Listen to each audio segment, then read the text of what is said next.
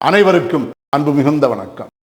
செல்வராமாயணம் என்னும் இலக்கண பாடல்களும் இலக்கிய சுவையும் கொண்ட புதிய ராமாயண காவியத்தை புனைய வைத்த என் இறைவன் ராமனை நன்றியுடன் வணங்கி மகிழ்கிறேன்.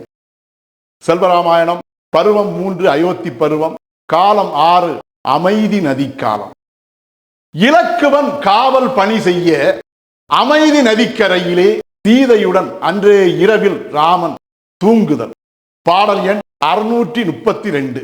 தன்னவர்க்கா இவை சொன்ன தயரதனின் மூத்த மகன் புன்னகையின் முகத்தினிலே பொதிகை என பூத்தனனி, சின்னவனோ காத்து நிற்க சீதை அன்பு ஏற்றவனோ பொன்னிலவோடொடு தூக்கம் புற்றறையில் ஆற்றினனி. இதுவே 632வது பாடல். இந்த பாடலுக்கான விளக்கத்தை காண்போம்.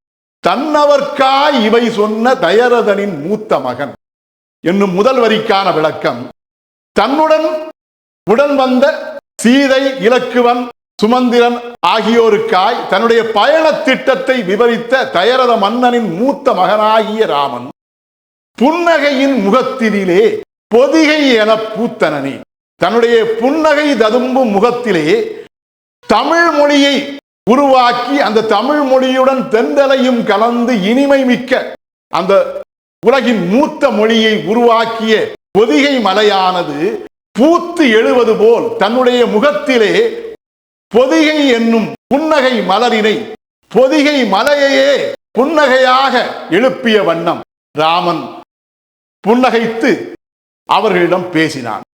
சின்னவனோ காத்து நிற்க சீதை அன்பு ஏற்றவனோ, சின்னவன் என்னும் இளையவனாகிய இலக்குவன் காவல் பணியை செய்திருக்க, சீதை அன்பு ஏற்றவன் என்னும் சீதையினுடைய கணவனாகிய ராமன் பொன்னிலவோடொடு தூக்கம் புற்றறையில் ஆற்றினனி.